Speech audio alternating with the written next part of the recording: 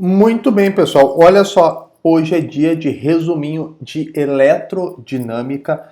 Essa parte inicial de eletrodinâmica que é muito importante. Se tu tem dificuldade para entender circuitos elétricos, tu precisa dessa base, desse resumo para entender os circuitos elétricos, essa parte inicial de eletrodinâmica, que a gente começa discutindo sobre o conceito de corrente elétrica, que é o movimento ordenado das cargas elétricas. Quem ordena esse movimento das cargas elétricas, não se esqueçam, é o campo elétrico, tá? É o campo elétrico que ordena o movimento das cargas. O movimento deixa de ser aleatório na presença de um campo elétrico, ele passa a ser ordenado, porque o campo elétrico, tá? Campo elétrico, ele cria uma diferença de potencial. E aí depois lá nos circuitos a gente vai ver como é que a corrente circula na diferença de potencial. Para medir corrente elétrica, para calcular a intensidade da corrente elétrica, a gente usa essa equaçãozinha aqui, I da intensidade da corrente é a carga em coulombs dividido pelo intervalo de tempo em segundos. Com isso, a corrente elétrica fica em coulombs por segundo, que a gente chama de ampere, tá, pessoal? Coulombs, ampere é coulomb por segundo, ok? Carga no tempo. Outra coisa importante sobre a corrente elétrica é que existem dois tipos de corrente. A corrente alternada, aquela corrente que varia no tempo, corrente contínua, aquela corrente que é sempre constante no tempo. Para as relações que a gente vai ver aqui e para as relações lá dos circuitos elétricos, não faz diferença se a corrente é alternada ou contínua. A corrente alternada ela tem um papel muito importante mais lá para frente na indução eletromagnética, um assunto mais adiante. Pessoal, outro assunto importante na eletrodinâmica é o conceito, né? Outro conceito importante é o de resistência elétrica, que é a dificuldade que um condutor oferece à passagem da corrente, porque não existe condutor perfeito. Todo condutor oferece uma certa dificuldade à passagem da corrente. Tá? A definição matemática de resistência é essa aqui, que é a lei de Ohm. Tá? Talvez tu não tenha reconhecido nesse formato aqui de R igual a V vezes I. R de resistência é a voltagem, a tensão em volts, desculpa, dividido pela corrente elétrica em amperes. Então a resistência vai ficar volt por ampere, que a gente chama de ohm, que é representado por essa letra grega aqui, ômega, né? Ficou meio estranho ali, vou fazer aqui do lado, ó. Ômega é assim, ó. Ok? É a unidade de resistência. A lei de Ohm, né, pessoal, que talvez tu reconheça ela nesse formato aqui, né, V igual a R vezes I, né, é só passar o I para o outro lado que está dividindo, multiplicando, então a gente fica aqui no formato clássico do V igual a R vezes I para a lei de Ohm, tá ok? E também uma outra equação, porque uma outra coisa que o Ohm descobriu é do que depende a resistência elétrica? O que vai fazer a resistência elétrica de um condutor ser maior ou menor? E ele chegou na seguinte expressão, que a resistência elétrica de um condutor é ρ, que é a resistividade, tá? Isso aqui é resistividade, é uma propriedade de cada material. Cada material tem o seu valor. Quanto maior for a resistividade, mais resistência o material oferece. Mas não é só o material que influencia na resistência que um condutor oferece. A resistência ela é diretamente proporcional ao comprimento do condutor, o comprimento do fio, por exemplo. Quanto mais comprido for o fio, maior vai ser a resistência que ele oferece. E inversamente proporcional à área.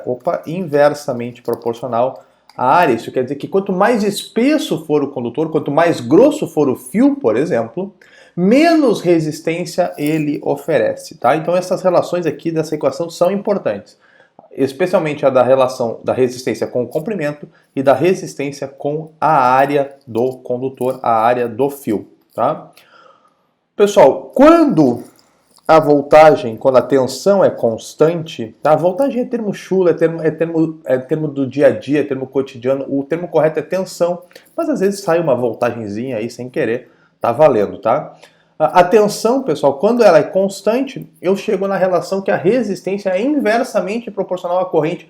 Isso aqui vai ser muito útil, tá? Lá no circuito em paralelo, por exemplo, sabia que a resistência é inversamente proporcional à corrente quando aplicado a mesma tensão. Isso quer dizer, quanto mais resistência o condutor ou o circuito oferece, menos corrente eu vou ter. Um outro conceito, pessoal, é o conceito de potência elétrica. O último conceito deste resumo é o de potência elétrica. Para a gente entender aquela história do chuveiro elétrico, posição inverno, posição verão, vamos para falar de potência elétrica. Potência, como a gente vê lá no início do estudo da energia mecânica, potência sempre foi e sempre será a variação da energia num determinado intervalo de tempo. O quanto de energia se converte num determinado intervalo de tempo. Energia a gente mede em joules, intervalo de tempo em segundos, e com isso a potência sai em joules por segundo, que a gente chama de watt. Então, watt é a unidade de potência. Essas três equações aqui, P igual a V vezes I, P igual a V quadrado sobre R e P igual a R vezes I ao quadrado, né? São as três equações que calculam a potência elétrica usando os parâmetros, usando as grandezas típicas da eletrodinâmica. Tensão V, corrente I e resistência R. Eu quero que tu sempre relacione potência elétrica com corrente, tá? Naquelas questões que tu tiver que pensar se a potência está aumentando, se a potência está diminuindo, pensa na corrente inicialmente, tá? A relação é sempre diretamente proporcional. Quanto mais corrente elétrica no circuito, mais potência vai ter, tá? E aí a gente entra na ideia de efeito Joule, por exemplo, que é quando a energia elétrica está sendo convertida em calor. Tá? Exemplos de aplicação do efeito Joule é o fusível, aquele sisteminha de proteção de um circuito, né, que suporta até uma corrente de determinado valor. Acima desse valor máximo, o fusível queima e ele protege o circuito. Ele impede que essa corrente elevada, essa corrente acima do máximo, circule pelo circuito, porque o fusível queima e interrompe o circuito. A lâmpada incandescente, né, essa lâmpada de filamento que nem se vende mais hoje em dia, essas lâmpadas comuns que a gente tinha na nossa residência foram substituídas pelas lâmpadas de LED.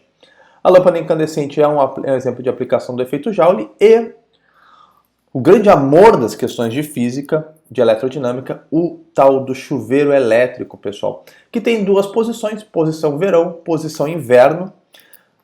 Obviamente a posição verão é a posição que esquenta menos, tá? Então é a posição de menor potência.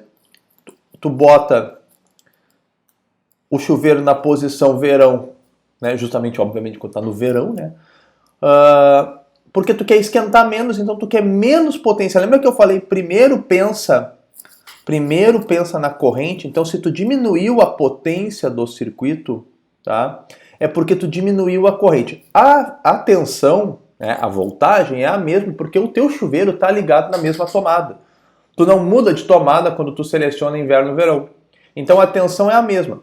Eu diminuí a potência diminuindo a corrente. E para diminuir a corrente sem mexer na tensão, eu tenho que mexer na resistência do chuveiro.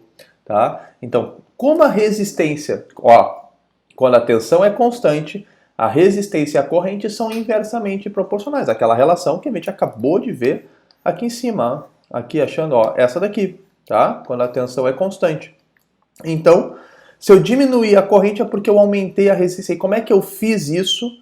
Eu aumentei o comprimento do resistor lá dentro do chuveiro. Eu selecionei um comprimento maior do resistor do chuveiro. Quando eu manipulo a chave, aquilo que tu tem dentro do chuveiro elétrico é um reostato, tá? É uma resistência variável. É uma resistência que tu pode selecionar mais de um valor para ela. Como é que tu aumenta o valor da resistência? Aumentando o comprimento do condutor que vai ser percorrido por corrente. Tá? Justamente usando esta relação aqui, ó. Essa relação da equação aqui, ó, do cantinho da tela, é a relação que eu estou aplicando aqui. E quando a gente bota na posição inverno, pessoal, a gente quer mais potência porque eu quero esquentar mais o chuveiro. E se eu quero esquentar mais o chuveiro, eu tenho que chamar mais corrente para o chuveiro. Vem corrente, eu quero mais corrente. Para chamar mais corrente, eu tenho que ter menos resistência. Porque se eu quero mais corrente, né, eu quero menos dificuldade para a corrente. Quanto mais dificuldade eu ofereço a passagem da corrente, menos corrente vai vir para o meu circuito. Tá? E aí, como é que tu seleciona menos resistência lá dentro do chuveiro? Com menos comprimento. Tá? Tu seleciona o menor comprimento do fio para diminuir a resistência do chuveiro e aumentar a corrente. Eu sei que isso é contraintuitivo, a gente acha que, mas é a resistência que aquece o chuveiro, então quanto mais resistência, mais aquecimento.